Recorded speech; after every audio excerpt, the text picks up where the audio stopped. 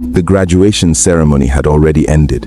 Parents stood beneath the Lagos afternoon sun, taking photographs with their children. Laughter echoed across the university grounds. But Grace was standing somewhere else. "Daddy, can you hear me?" she shouted. Only silence answered. She tightened her grip on her graduation cap and moved closer to the high concrete wall. "Daddy, it's me, Grace." Several seconds passed. Then a faint voice drifted from somewhere beyond the fence. "Grace?" Her eyes immediately filled with tears. "I graduated, Daddy." People walked past without understanding why she was smiling and crying at the same time. For years, this moment had seemed impossibly far away. One degree, one job offer, one future she had spent most of her life trying to reach. Yet even now, standing closer than ever to everything she had worked for, there was one thing missing, and neither of them could change it. Behind the prison walls, David listened. Outside them, Grace waited. Between them sat 4 years of consequences, sacrifices, unanswered questions, and a journey neither had expected to survive.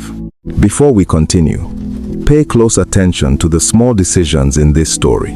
What looks like a solution often becomes the beginning of a new problem, and one ordinary question from a little girl ends up shaping every choice that follows. If you enjoy real-life stories about resilience, family, and the unexpected turns that change ordinary lives, consider subscribing for more stories like this. Years earlier, before prison walls and graduation gowns became part of the same story, David's life looked ordinary. He lived with his wife, Sarah, and their daughter, Grace, in a modest 2-bedroom apartment in Surulere, Lagos. The building was old. The paint was fading. The water supply was unpredictable, but the rent was paid. That mattered. Every weekday morning, David left home before sunrise and joined thousands of commuters heading toward different parts of the city. His destination was a warehouse on the outskirts of Lagos. He had worked there for almost 11 years. He was not wealthy. He was not important, but he was dependable. Most people at the warehouse knew exactly what to expect from him. "Morning, Oga David," one of the loaders would say. "Morning. Have they unloaded the trucks from yesterday?" "Not yet." "Then let's start there." The work was repetitive. Inventory, deliveries, staff schedules, damaged goods reports, long hours. Yet David appreciated something many people overlooked: predictability. Every month, his salary arrived. Every month, the bills were paid. Every month, Grace remained in school. For David, that was success. One evening, he arrived home carrying a small plastic bag. Grace ran toward him immediately. "Daddy, what happened today?" he asked. "I came second in mathematics." "Second?" She nodded proudly. David pretended to be disappointed. "Only second?" Grace laughed. "I'll come first next time." Sarah emerged from the kitchen, smiling. "Don't pressure the child." "I'm not pressuring her. That's exactly what you're doing." David placed the plastic bag on the table. Grace opened it. Inside was a meat pie and a bottle of malt, her favorite. "You bought this for me?" "Who else?" Grace hugged him tightly. Moments like that rarely lasted long. Dinner needed cooking. Water needed fetching. Uniforms needed washing. Life continued. But those ordinary evenings quietly became the foundation of everything David cared about. As Grace grew older, school became more expensive. New textbooks appeared. Additional fees arrived. Educational excursions required payment. Every academic year seemed more expensive than the previous one. One night, Sarah sat beside him, holding a fee statement. She looked concerned. The school increased tuition again. David rubbed his forehead. "Again?" She handed him the paper. "I don't know how they keep doing this." He studied the numbers. The increase was significant. For several moments, neither spoke. Finally, Sarah asked, "Should we move her?" David looked up immediately. "Move her where?" "A cheaper school." The suggestion lingered between them. It sounded practical, reasonable, responsible. But David already knew his answer. "No. No. No." Sarah sighed. "We need to be realistic." "I am being realistic." David, she's doing well there. Sarah remained quiet. David continued. Her teachers know her. Her grades are improving. She's happy. Sarah understood. She also understood their finances. Those two truths rarely agreed. We'll find a way, David said. It became his favorite sentence. Whenever money became tight, whenever bills arrived, whenever uncertainty appeared, we'll find a way. And somehow, they usually did. The family rarely discussed dreams in dramatic ways. Nobody talked about becoming rich. Nobody imagined mansions or luxury cars. Their ambitions were smaller, more practical. One Saturday afternoon, David helped Grace with her homework. She stared at a page filled with science questions. Daddy? Yes? What did you want to become when you were young? David smiled. A footballer. Grace laughed. Really? Yes. You? She thought carefully. Then she answered, I want to work for a big company. What kind of company? I don't know yet. The kind that sends people to different countries. David nodded. A good goal. Grace looked down at her notebook.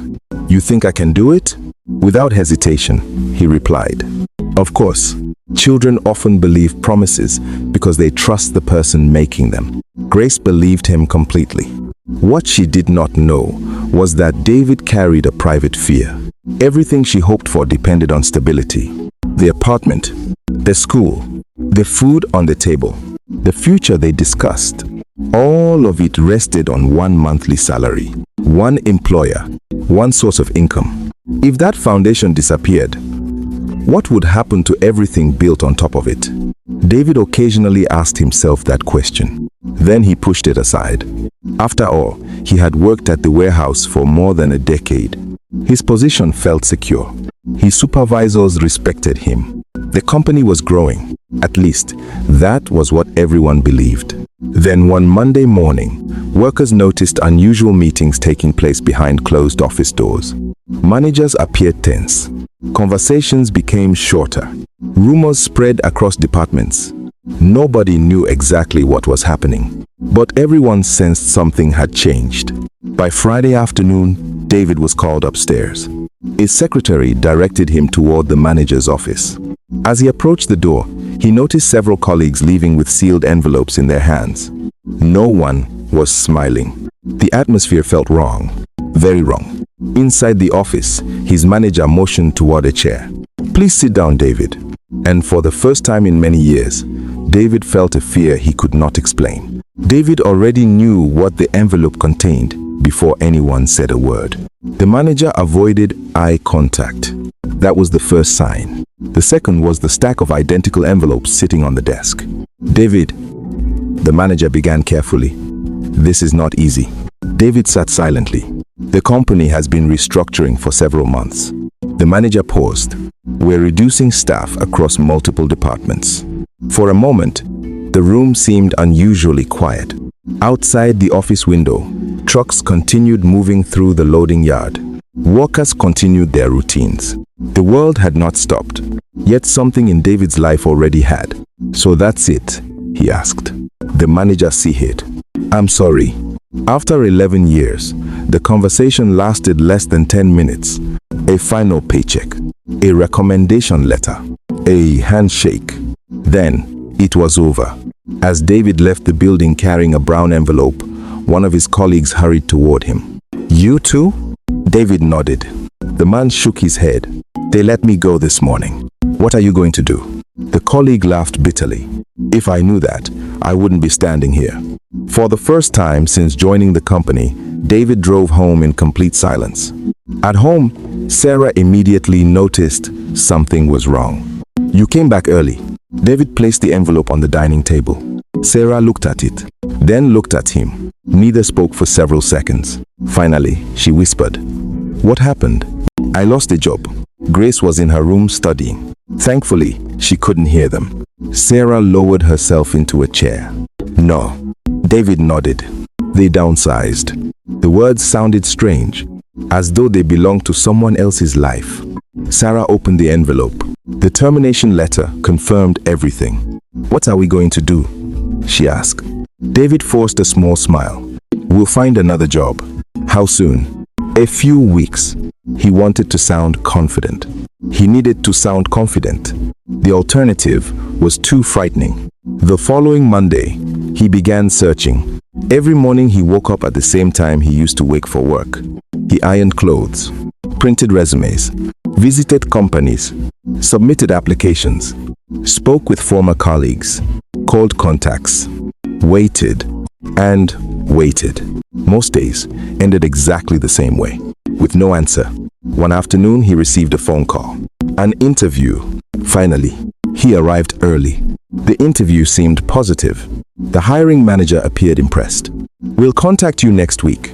David left, feeling hopeful. When he arrived home, Grace immediately noticed. "Daddy, you're smiling. I had an interview. Did you get the job?" "Not yet, but maybe." Grace grinned. "I knew it." For the first time in weeks, optimism returned to the apartment. The family celebrated with takeaway rice and chicken. Nothing extravagant, just enough to mark a possible turning point. The call never came. 1 week passed, then another.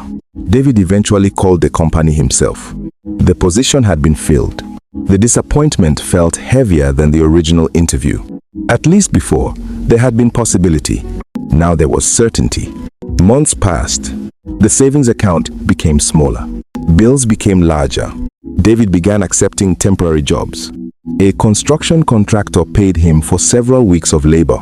The work was exhausting, but it provided income. For a while, then the project ended. Another source of money disappeared. A friend introduced him to commercial driving. David borrowed a vehicle and transported passengers around Lagos. The earnings helped.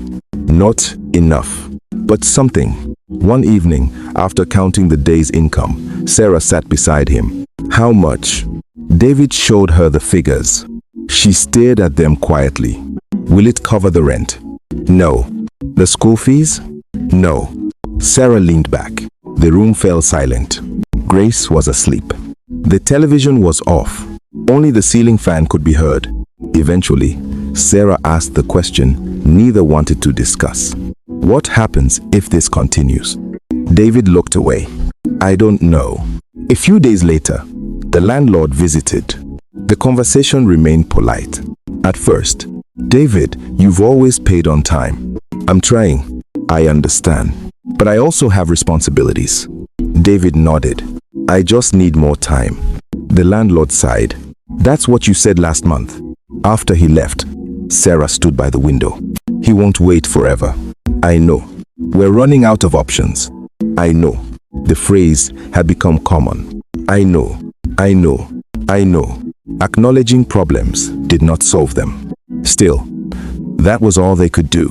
Then another letter arrived. This one came from Grace's school. Outstanding fees. Payment required. Sarah read it twice. David read it 3 times. The amount felt impossible. Grace entered the room carrying a textbook. "What's that?" Neither parent answered immediately. Grace noticed the expression on their faces. "Did something happen?" Sarah forced a smile. "No, but children often recognize worry before adults realize they are showing it." That night, after Grace went to bed, David remained awake. The school fees sat on the table. The rent notice sat beside it. His remaining savings sat inside a nearly empty bank account. Everything seemed connected. Every problem fed the next one. Lose the job, lose the income, lose the savings. Fall behind on rent, fall behind on school fees. Watch options disappear one by one. The following morning, David left home before sunrise. He carried copies of his resume under one arm, a notebook under the other, and a determination that had not completely broken. Somewhere in Lagos, he believed an opportunity still existed. One employer, one interview, one chance. That was all he needed. Or at least that was what he kept telling himself. Then, later that afternoon, his phone rang. A former colleague was calling. "David." "Yes? I may know somebody hiring." David immediately sat upright. "What kind of job?" "Warehouse management." His heart began to race. "When can I meet them?" "Tomorrow." For the first time in months, the path forward seemed visible again. Close enough to touch, close enough to believe, close enough to change everything. That night, David barely slept. Every time he closed his eyes, he imagined walking back into a warehouse office. A salary, a routine, a solution. By dawn, he was already dressed. Sarah watched him button his shirt. "You look nervous." "I am nervous." She smiled faintly. "That's probably a good sign." Grace appeared from her room carrying her school bag. "Daddy, is this the job?" David laughed. "We don't even know if they want me yet. But what if they do?" He looked at her hopeful face. "Then we'll celebrate." Grace raised her hand. "Promise?" "Promise." The interview took place at a logistics company in Apapa. The warehouse was smaller than his previous workplace, but it was busy. Trucks moved constantly. Workers loaded goods. Forklifts crossed the yard. To David, it looked like opportunity. A supervisor named Mr. Adeyemi conducted most of the interview. He reviewed David's experience carefully. 11 years? Yes. You managed over 40 staff. At one point, more than that. Mr. Adeyemi nodded. You've handled inventory software? Several systems. The conversation continued for nearly an hour. Unlike previous interviews, nobody seemed rushed. Nobody appeared uninterested. When it ended, Mr. Adeyemi stood up and shook his hand. We'll be in touch very soon. David had heard similar words before, yet this time felt different. As he left the warehouse, the supervisor called after him. David. He turned around. We don't usually interview many people for positions like this. David nodded slowly. I understand. The supervisor smiled. Good. It was not a job offer, but it felt close, very close. When David arrived home, Sarah met him at the door. How did it go? He tried not to smile. I think it went well. You think? I really think. For the first time in months, the atmosphere inside the apartment changed. The tension remained. The bills remained. The overdue fees remained. But hope had returned. And hope often changes a room before it changes reality. That evening, they discussed possibilities. What if the salary is lower? Sarah asked. I'll take it. What if they want immediate resumption? I'll take it. What if it's not exactly what you want? David laughed. I stopped looking for perfect a long time ago. Even Grace joined the conversation. If you get the job, can I still stay in my school? David glanced at Sarah, then back at Grace. That's the plan. Grace smiled. That answer was enough. Several days later, the phone finally rang. David answered immediately. Hello? Good afternoon. This is Mr. Adeyemi. David stood up so quickly, he nearly knocked over his chair. Good afternoon, sir. We've reviewed everything. David held his breath. We would like to move forward. For a second, he could not speak. Thank you. We'll send documentation shortly. Thank you very much. After the call ended, he remained standing in the middle of the room. Sarah looked at him anxiously. What happened? He smiled. A genuine smile, one she had not seen for months. I got it. Sarah covered her mouth. You're serious? He nodded. She hugged him immediately. For a few moments, neither said anything. The relief was overwhelming. Grace arrived home later that afternoon. David met her at the gate. Her first question came before she entered the compound. Daddy? Yes? Did they call? He smiled. They called. Her eyes widened. And I got the job. Grace screamed so loudly that two neighbors looked over their fences. She didn't care. She jumped into his arms. We're celebrating. We'll see. No. She shook her head. We are definitely celebrating. That evening, they bought soft drinks and food from a nearby restaurant.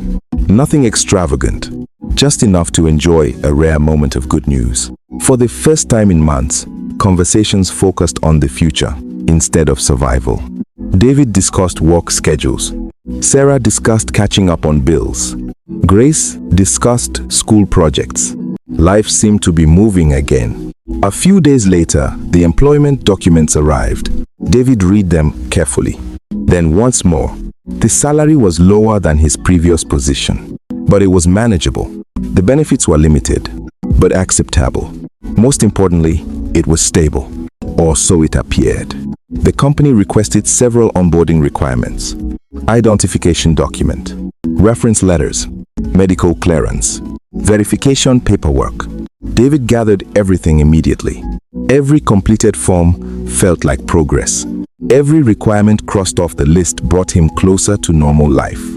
One afternoon, while reviewing the paperwork, Sarah sat beside him. "It finally feels like we're coming out of this." David nodded. "I think so too." The words sounded dangerous, almost superstitious. After months of disappointment, confidence felt unfamiliar. Still, the evidence seemed clear. The job existed. The company wanted him. The documents were nearly complete. The path forward appeared straightforward. Then his phone rang. It was the company's human resources department. "Mr. David." "Yes. We noticed a discrepancy during verification." David frowned. "A discrepancy?" "There's an issue with one of the employment records we received." His grip tightened around the phone. "What kind of issue?" "We'll need additional confirmation before your onboarding can proceed." The room suddenly felt smaller. Sarah noticed the change immediately. "What happened?" she whispered. David did not answer. He was still listening. The HR officer continued speaking. "We're sure it can be resolved." But those words sounded painfully familiar, because many things in the past year had supposedly been easy to resolve, and very few actually were. After the call ended, David remained seated for several minutes. The employment documents were still spread across the table. Only moments earlier they had looked like a doorway. Now they looked like another obstacle. Sarah sat opposite him. "What discrepancy?" David rubbed his forehead. "They said one of my employment records doesn't match." "Doesn't match how?" "I don't know yet." The uncertainty bothered him more than the problem itself. A specific issue can be solved. An unknown one is harder to fight. The following morning, David traveled to the company's office. The HR officer greeted him politely. "We're trying to verify part of your employment history." David frowned. "I worked there for 11 years." "We know." "Then what's the issue?"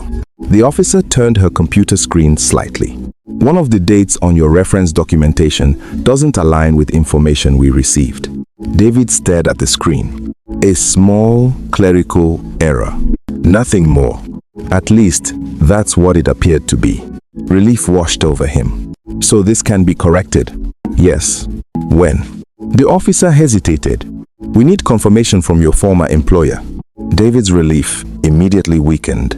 His former employer, the same company that had downsized, the same company where entire departments had disappeared, the same company where former managers had moved elsewhere. Still, it seemed manageable. One phone call, one verification, one signature. That was all. Or so he believed. Over the next several days, David made calls. Many calls. Some numbers were disconnected. Others went unanswered. Former supervisors no longer worked there. Administrative staff had changed. Departments had been reorganized. Every attempt led to another delay. One afternoon, he finally reached a former manager. "Sir, I need help with a verification." "I remember you, David." "Thank God." The manager sighed. "I wish I could help." "What do you mean?" "I left the company months ago." "Is there someone else I can contact?" Maybe. Another uncertain answer. Another incomplete solution. As the days stretched into weeks, David noticed a familiar feeling returning. Momentum slowing. Possibility fading. At home, Sarah tried to remain optimistic. "They already selected you." "I know." "They want you." "I know." "So they'll wait." David looked down. "I hope so." Hope had become a fragile thing. Easy to damage. Hard to rebuild. Meanwhile, the bills continued arriving. The landlord returned. This time, the conversation was shorter. "You've been saying things will improve." "They will." "When?" David had no answer. The landlord shook his head. "I need something soon." After he left, Sarah sat quietly at the dining table. The apartment seemed smaller every month. Not physically, emotionally. As though worry occupied more space than furniture. A few days later, Grace returned home carrying another letter. She placed it gently on the table. No one opened it immediately. Everyone already knew what it contained. School fees. Again, Grace looked from her father to her mother. Is everything okay? Sarah forced a smile. Of course, but Grace was old enough to recognize forced smiles. That evening, while doing homework, she spoke softly. Daddy? Yes? When do you start the new job? David paused. Soon. The answer came automatically. The same answer he had been giving himself. The same answer he wanted desperately to believe. Grace nodded. Okay. Then she returned to her books. The conversation lasted only seconds, yet it stayed with him all night. Soon. How many times could a person say soon before the word stopped meaning anything? The following week brought another setback. The company called, not with bad news. Not exactly, but not with progress either. We're still waiting for final verification. David closed his eyes. How much longer? I honestly don't know. After the call, he sat outside the apartment building, watching traffic pass. Children played football nearby. Vendors pushed carts through the street. Life moved normally for everyone else. Or at least, it seemed that way. A neighbor named Mr. Chukwu stopped beside him. You look worried. David laughed softly. Is it that obvious? Mr. Chukwu sat down. I've seen that expression before. David explained the situation, the job, the paperwork, the delays, the uncertainty. When he finished, the older man nodded slowly. Sometimes the opportunity is not the difficult part. What is? The waiting. David smiled faintly. That sounded true. Waiting had become a full-time occupation. Then, unexpectedly, another call arrived. This one came from a former colleague. David, I heard about your situation. News travels fast. The colleague laughed. It always does. There was a brief pause. Then he continued. I may know someone who can help verify your records. David immediately sat upright. You're serious? Yes. They worked closely with management. Hope returned instantly. Not certainty, not success. Just enough hope to continue moving. Can you connect us? I already have. When? Tomorrow. For the second time in recent weeks, David found himself staring at a possible solution. Not a complete one, but a bridge, a way forward, a chance to finally remove the obstacle standing between him and the job. That night, Sarah noticed the change in his mood. You heard something? Maybe. What kind of maybe? The good kind. Sarah smiled for the first time in days. Then let's pray it's enough. David nodded. Because that was the frustrating part. Everything seemed close. Close to working. Close to improving. Close to changing. Yet somehow never quite there. Still, tomorrow offered another opportunity. And at that point, another opportunity was enough to keep going. The next morning, David arrived 30 minutes early. The meeting had been arranged at a small office near Ikeja. He did not want to risk traffic. He did not want to risk anything. For nearly a year, too many opportunities had slipped away because of circumstances beyond his control. This time, he wanted every possible advantage. At exactly 10 o'clock, a middle-aged woman entered the office reception area. Mr. David? Yes. She extended her hand. My name is Mrs. Oladipo. Thank you for seeing me. I've already heard part of your situation. For the next hour, David explained everything. The layoff, the new job offer, the verification problem, the delays. Mrs. Oladipo listened carefully. When he finished, she nodded. I remember your previous company. David leaned forward. You do? Very well. Relief immediately spread across his face. For the first time, someone seemed capable of solving the actual problem instead of discussing it. Mrs. Oladipo opened a folder. I still know people in their administration department. David almost laughed. After weeks of dead ends, disconnected phone numbers, and unanswered emails, the solution suddenly sounded simple. So, this can be fixed? It should be. Should, not will. But it was close enough. Before leaving, she made a phone call in front of him. A brief conversation. Several names mentioned. A promise to follow up. Nothing dramatic. Yet it felt like progress. Real progress. That evening, David returned home. carrying something he had not carried in months. Confidence. Sarah noticed immediately. You look different. I met someone. She raised an eyebrow. That sounds dangerous. David laughed for the first time in days. Not like that. Then explain. He told her everything. The contact, the connections, the possibility of resolving the verification issue. As he spoke, Sarah's expression gradually softened. So we're close? I think we are. Grace looked up from her homework. Close to what? Sarah smiled. Your father starting work. Grace immediately grinned. Really? David nodded. Really? That night, the family ate dinner with a lighter mood than they had experienced in months. The problems had not disappeared. The overdue rent still existed. The school fees still existed. The unpaid bills still existed. But for the first time in a long while, those problems seemed temporary instead of permanent. A week later, Mrs. Oladipo called. I have good news. David's heart immediately accelerated. The records have been located. Thank God.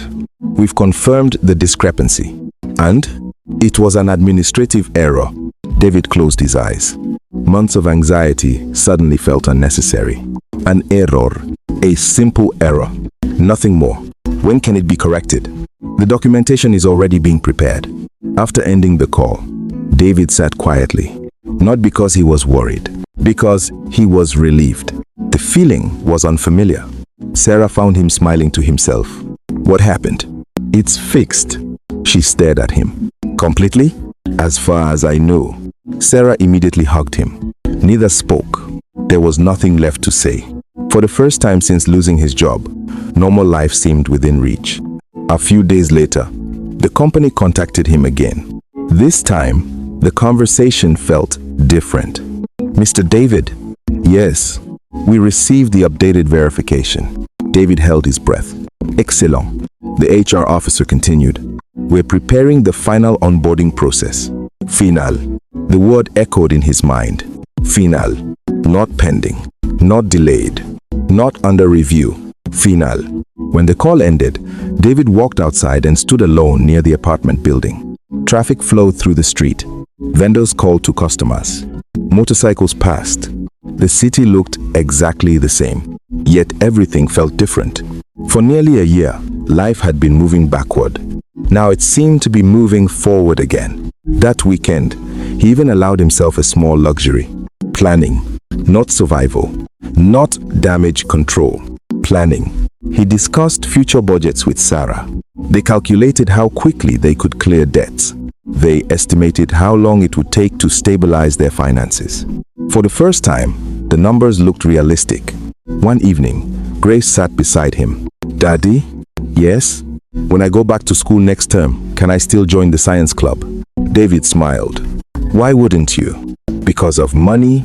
The honesty caught him off guard. Children often understand more than adults realize. He looked at her carefully. Grace? Yes? You'll join the science club. Her face brightened immediately. Promise? Promise. She nodded and returned to her schoolwork. David watched her quietly. He thought about all the things that had nearly been lost. The school, the apartment, the stability, the future. Maybe the hardest part of hardship was not losing things. Maybe it was realizing how much those things mattered only after they were threatened. A few days later, HR called again. David answered confidently. He expected a start date, a reporting schedule, a final instruction. Instead, the officer's voice sounded unusually cautious. Mr. David, I need to discuss something. His stomach tightened. What happened? There was a pause. A long one. Then she spoke. The company is currently reviewing several positions due to budget concerns. David's grip tightened around the phone. The familiar feeling returned instantly. The one he had begun to forget. Uncertainty. And before she finished speaking, he already knew this conversation was not going where he hoped. David listened without interrupting. The HR officer continued carefully. We're not canceling anything yet. Yet. The word landed heavily. We're reviewing staffing costs across several departments. David stared at the wall. So what does that mean for me? It means decisions are still being made. And how long would that take?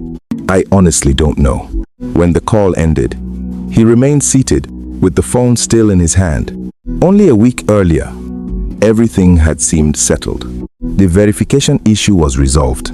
The paperwork was complete. The company had spoken about onboarding. Now, another delay had appeared. Another waiting period. Another uncertainty.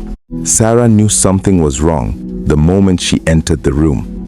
What happened? David looked up slowly. The position is under review. She froze. What does that mean? I don't know. The answer frustrated both of them. Not because it was untrue, because it was the only answer available. For several days, they waited. No updates, no decisions, no timeline. Every morning, David checked his phone. Every afternoon, he refreshed his email. Every evening, he tried not to think about it. The waiting became harder because success had felt so close. When something is impossible, disappointment is easier to accept. When it is almost yours, every delay feels personal. A week later, Grace came home unusually quiet. She placed her school bag beside the sofa and sat down. David noticed immediately. You look tired. She hesitated, then reached into her bag. Another letter. The school logo sat prominently at the top. David already knew what it would say. The balance had increased. Payment was required. The deadline was approaching. Grace watched him read. Then she asked quietly, Daddy, are they going to send me home? The room became silent. Sarah looked away. David folded the letter carefully. No. The answer came too quickly, too confidently. Grace seemed relieved, but Sarah knew better. Later that night, after Grace had gone to bed, she confronted him. You don't know that. David stared at the table. I know. Then why did you say it? He took a deep breath. What was I supposed to say? Sarah had no answer. Neither did he. The following week, the company finally called. David stepped outside before answering. His heart was already racing. Hello? The HR officer sounded uncomfortable. That alone told him everything. Mr. David. He closed his eyes. I'm listening. The company has decided to freeze several hires. The words felt strangely distant, as though someone else was hearing them. I'm sorry. David leaned against the wall. For how long? We don't know. The apology sounded genuine. That somehow made it worse. There was no argument to make, no person to blame, no mistake to correct, only circumstances. And circumstances do not negotiate. When he returned inside, Sarah stood immediately. What happened? He shook his head. The expression on his face answered before his words did. The room became quiet. Neither spoke for a long time. Finally, Sarah sat down. So, that's it? I think so. The sentence sounded unreal. Months of applications, months of interviews, months of waiting, and the closest opportunity had disappeared without ever truly arriving. The next few weeks were among the hardest they had faced. David returned to temporary work. Anything available, anything that paid. Construction, loading goods, commercial driving, market deliveries, short jobs, long days, little progress. Every naira earned already had a destination before it arrived. One afternoon, while unloading bags of rice at a market, he met an old acquaintance named Kunle. The two men had worked together years earlier. David? David looked up. Kunle, what happened to you? David laughed. I could ask the same question. After a few minutes of conversation, Kunle grew serious. Things are that bad? David nodded. Kunle looked thoughtful, then lowered his voice. There might be something. David immediately paid attention. What kind of something? A business opportunity. The phrase sounded familiar. Too familiar. Still, he listened. What business? Kunle glanced around before answering. The returns are fast. David frowned. What does that mean? It means people are making good money. Doing what? Kunle hesitated, then smiled. It's complicated. David disliked that answer immediately. Yet desperation changes the way people evaluate risk. The conversation ended without commitment, but the idea remained. Over the next several days, Kunle called repeatedly.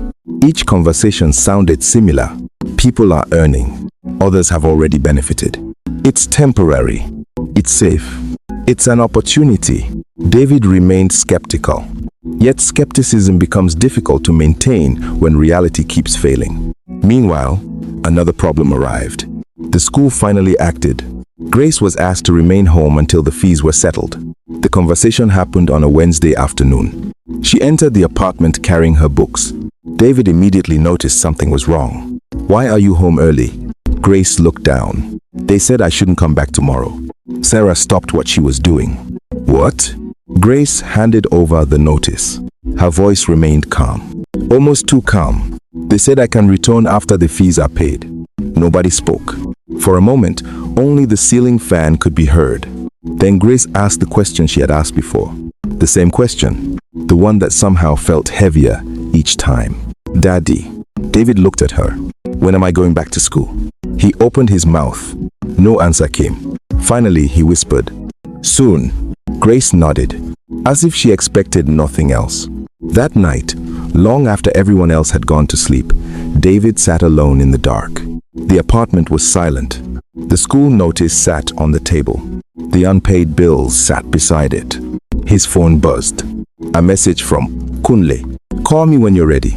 David stared at the screen, then looked toward Grace's room. For months, every legitimate solution had arrived late, disappeared, or failed.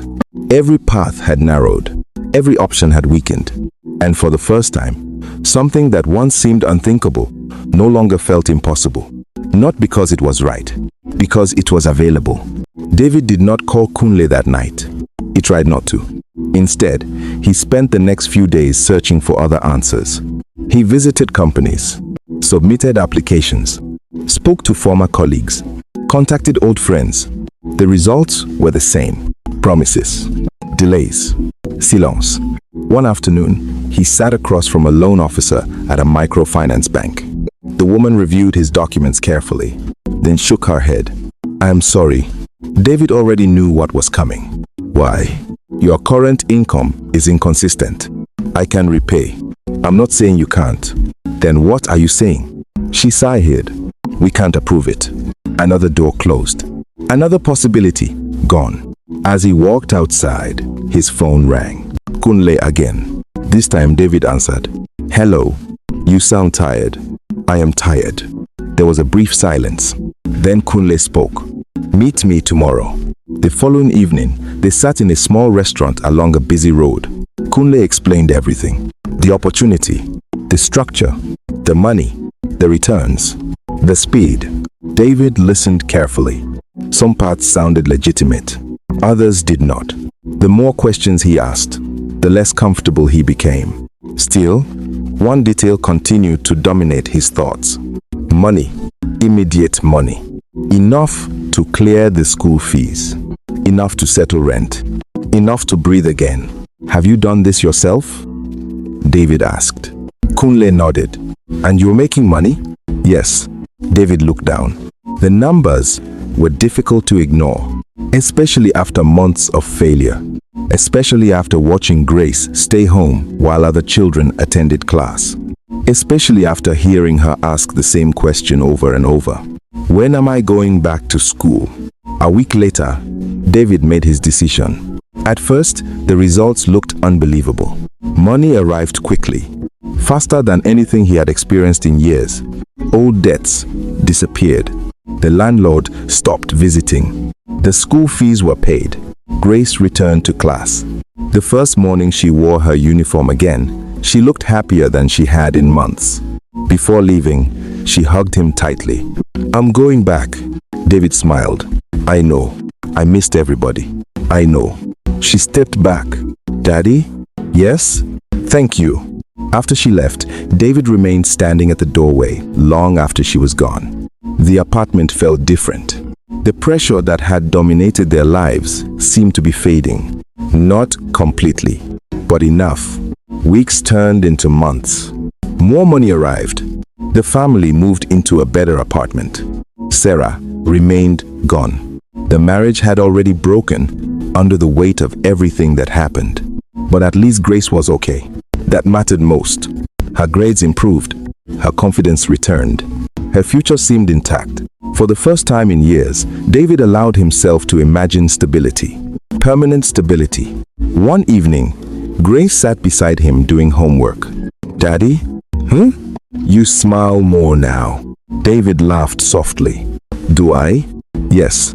She returned to writing. "I like it." The comment stayed with him because she was right. He did smile more. For a while. Then the phone calls began. Question. Rumors. Investigations. People asking unusual things. People disappearing. People refusing to answer messages. The atmosphere changed slowly, almost invisibly. At first, David convinced himself it meant nothing. Then one morning, it became impossible to ignore. News reports appeared. Authorities were investigating financial operations connected to multiple individuals and networks. Several names were mentioned. Several arrests followed. David sat staring at the television. His stomach tightened. The room suddenly felt cold. His phone began ringing. Kunle. Again and again and again. David finally answered. "What happened?" Kunle sounded terrified. "They know." The words hung heavily between them. "Know what?" "Everything." David felt his chest tighten. "What do we do?" Kunle didn't answer immediately. When he finally spoke, his voice sounded smaller than David had ever heard it. "I don't know." Over the following days, uncertainty became fear. Fear became inevitability. One morning, authorities arrived. The conversation was polite, professional, brief. Yet every word felt final. At the station, David answered questions, provided information, explained his involvement, explained why he joined, explained what he understood, and what he failed to understand. Months later, the courtroom was quiet. Grace sat beside a relative, still young, still confused, still hoping. David stood before the judge. The proceedings were short. The evidence was clear. The verdict followed. Then the sentence. 4 years. The words echoed through the room. 4 years. David looked toward Grace. She was staring at him, trying to understand, trying to calculate time she could not yet fully comprehend. As officers prepared to escort him away, she finally spoke. "Daddy?" He turned. Her voice trembled. "When are you coming home?" The question cut deeper than anything said in court. For a moment, he almost answered the way he always had. "Soon." But this time, even he could not believe it. So he simply looked at her and remained silent. The opportunity he had chased for years had finally solved the problems he could see. Yet somewhere along the way, it had quietly created a problem far larger than any of them understood. And now, there was no path around it, only through it. The first few weeks after David entered prison felt unreal. Every day seemed identical. The same walls, the same routines, the same sounds. Morning roll calls, scheduled meals, locked gates opening and closing. At first, he measured time in days, then weeks. Eventually, even weeks began blending together. Outside, life continued without him. Inside, that was the hardest thing to accept. Not punishment, not discomfort, absence. The realization that the world would keep moving whether he was there or not. One afternoon, another inmate sat beside him during recreation time. "You have family?" David nodded. "A daughter." "How old?" 12. The man smiled faintly. "That's a good age." David looked away. "It doesn't feel like it." The inmate didn't ask further questions. He didn't need to. Some things explained themselves. Meanwhile, Grace was learning how to live in a world that no longer worked the way she expected. For several months after the sentencing, she spoke very little. Teachers noticed. Relatives noticed. Even friends noticed. One teacher, Mrs. Bello, called her aside after class. "Grace." "Yes, ma. You've been quiet recently." Grace lowered her eyes. "I'm okay." Mrs. Bello smiled gently. "You don't have to be okay every day." For a moment, Grace looked as though she might say something. Then she simply nodded. Children often carry emotions differently from adults. Some cry. Some complain. Some become angry. Grace became determined.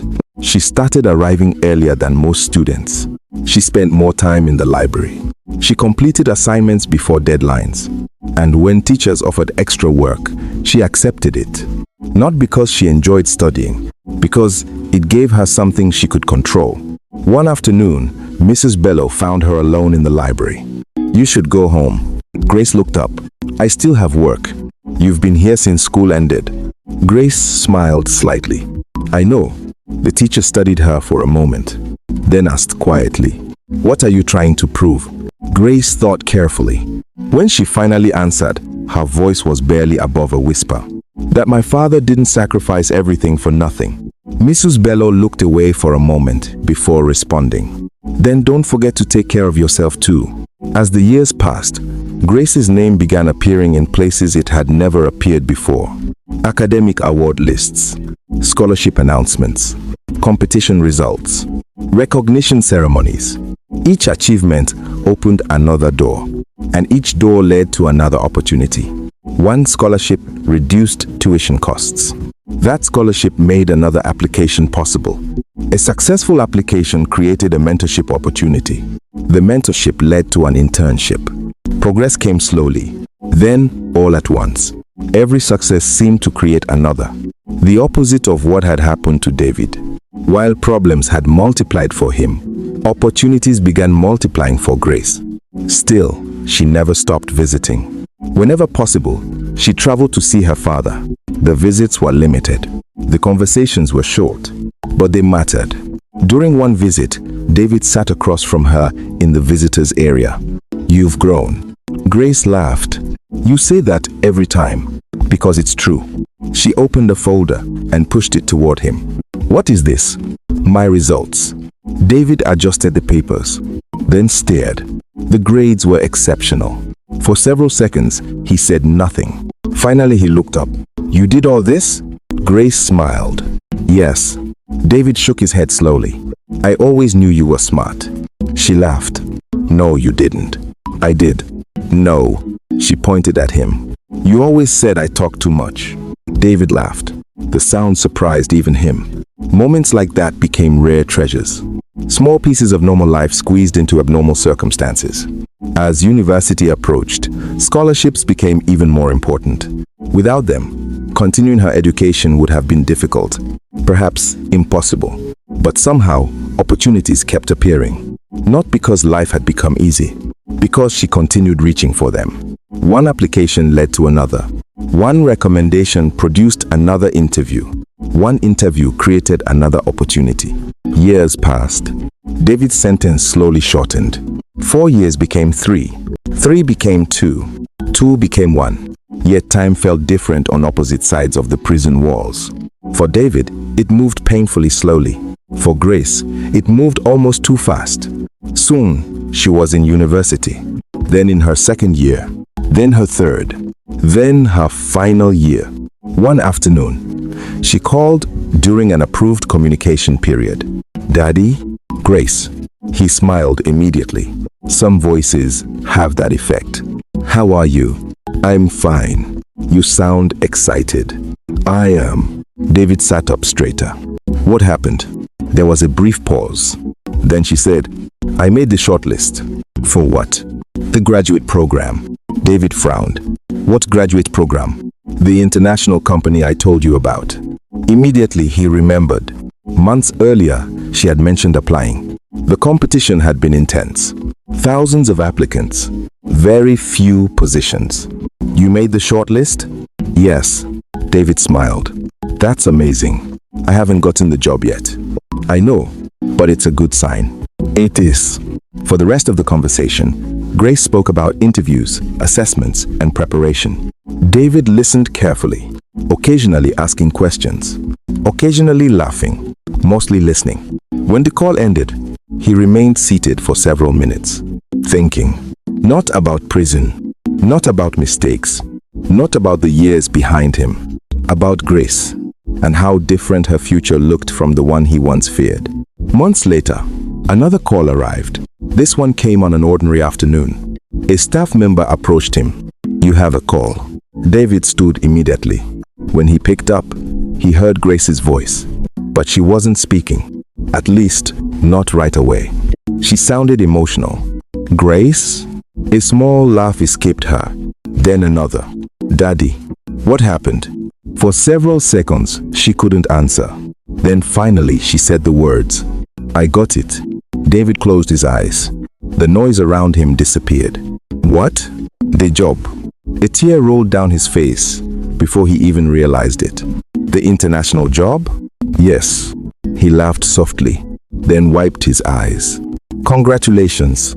Grace was crying now too. Neither seemed embarrassed by it.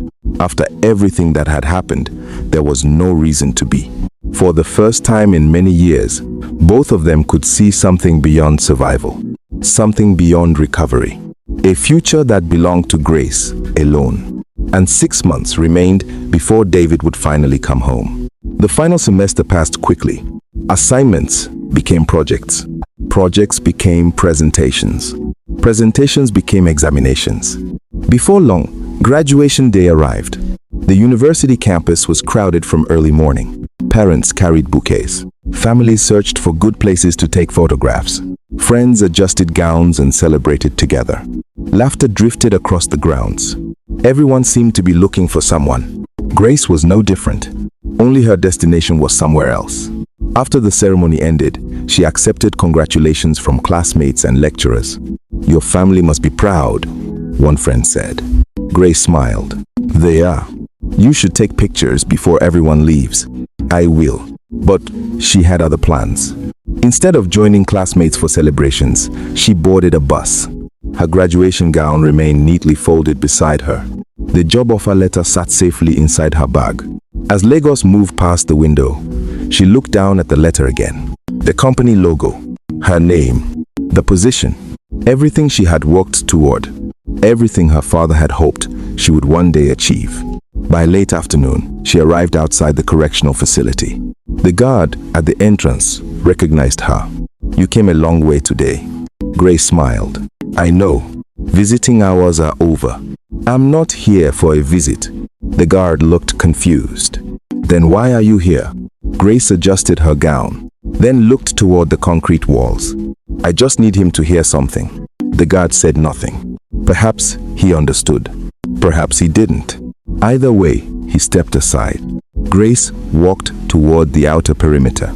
For a moment, she simply stood there. The walls looked exactly as they always had. Tall, silent, unmoving. Yet, everything felt different. She took a deep breath, then called out, Daddy. Nothing. Only distant sounds from somewhere beyond the fence. She called again. Daddy. Still nothing. Several people nearby turned to look. Grace didn't care. She called again, louder this time. Daddy. Minutes passed. The silence stretched.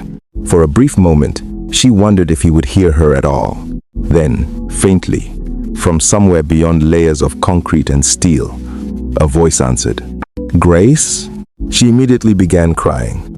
Not quietly, not politely. The kind of tears that arrive after carrying too much for too long. Daddy, I can hear you. His voice sounded distant, but unmistakable. Grace laughed through her tears. I graduated. For a second, there was only silence. Then she heard him laugh, a sound she had missed more than she realized. You graduated? Yes. With good results? She smiled. The best in my department. For a moment, neither spoke. The statement seemed large enough to fill the silence by itself. Then, she remembered the letter. Daddy. Yes? I got the job. What job? The international one. Another pause. Longer this time. When David finally spoke, his voice sounded different. Thicker. Emotional. You got it? Yes. You really got it? Yes. Grace pressed a hand against the wall, as though somehow it might reduce the distance. I'm going to be okay. On the other side, David closed his eyes. For years, those words had lived inside his hopes, inside his fears, inside every difficult decision. Now he was hearing them spoken aloud, not imagined, not promised, real. Several officers nearby pretended not to listen. The guard at the gate looked away. Some moments belonged to the people living them. not the people witnessing them. Eventually, Grace wiped her eyes. "I wish you were here." David smiled. "So do I." 6 months remained on his sentence. 6 months. After 4 years, it was both a short time and a very long one. The conversation continued for a few more minutes. Small questions, small answers. Nothing dramatic, nothing extraordinary. Just a father and daughter trying to share an important day from opposite sides of a wall. Eventually, the light began fading. The city continued moving around them. Traffic continued. People continued. Life continued. Grace finally picked up her bag. "I'll come back soon." David laughed softly. This time, the words sounded different. Soon. For a moment, neither said anything. Then, she turned and began walking away. Behind her stood the prison. Ahead of her stood the future. Neither looked certain. Both looked real. Years earlier, a little girl had stood outside her home, watching other children leave for school, and asking the same question every morning. Now she carried a university degree and a job offer from a company far beyond anything she had imagined back then. The distance between those two moments could not be measured in kilometers or years alone. As the evening sun disappeared behind the Lagos skyline, one thought remained hanging quietly between everything that had happened and everything that still might happen. When 6 more months finally passed, what would father and daughter say to each other when there were no walls left between them? 6 months later, David woke up before sunrise. Sleep had been impossible, not because he was uncomfortable, because after 4 years, there was finally a date attached to freedom. Other inmates offered handshakes. Some offered quiet congratulations. A few simply nodded. Everyone understood what that day meant. One officer completed the final paperwork. Another returned a small collection of personal belongings. A watch, a wallet, a few documents, items that somehow looked older than he remembered. "You're free to go," the officer said. The words sounded simple, yet David stood still for several seconds, as though his mind needed time to catch up. Then he walked toward the gate. Step by step, slowly, almost cautiously. Outside, the morning sun felt unusually bright.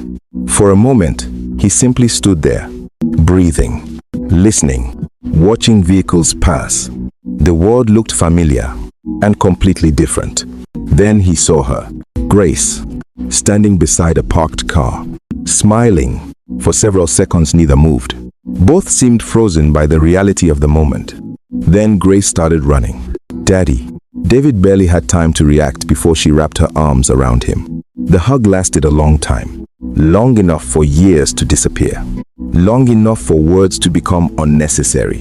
When they finally stepped apart, David stared at her. "You've changed." Grace laughed. "You always say that, and it's always true." She shook her head. "No." "What?" "You've changed too." David smiled. "Probably." The drive home felt strange. Buildings looked different. Roads looked busier. Entire neighborhoods had changed. At one point, David looked out the window and laughed softly. "What?" Grace glanced at him. "I forgot how noisy Lagos is." Grace laughed. "You'll get used to it again. Maybe. Maybe not. Some things return quickly. Others take time." When they arrived at her apartment, David stopped walking. Apartment, not student housing, not temporary accommodation. Her apartment. The realization struck him quietly. His daughter had built a life while he was away. A real life. Inside, framed certificates hung on the wall. University awards, professional achievements, photographs, memories, evidence of years he had missed. Grace noticed him looking. "You okay?" David nodded slowly. "I'm just catching up." That evening, they sat on a small balcony overlooking the city. The conversation moved naturally. Work, friends, school memories, future plans, ordinary topics. The kind families discuss every day. The kind David had spent years imagining. At one point, Grace looked toward the skyline. "You know something?" "What?" "I used to be angry." David remained quiet. She continued, "Not all the time, but sometimes." He nodded. "That's fair. I know why you did it." David looked down. "That doesn't make it right." "I know." Neither spoke for a while. The city lights flickered in the distance. Finally, Grace smiled. "Then I stopped thinking about what happened." David glanced toward her. "What did you think about instead?" She smiled. "What happens next?" The two sat quietly for a moment. Traffic moved below. People hurried home. Somewhere nearby, music played from a passing vehicle. Life continued. Not perfectly, not neatly, just forward. And for the first time in many years, that seemed enough.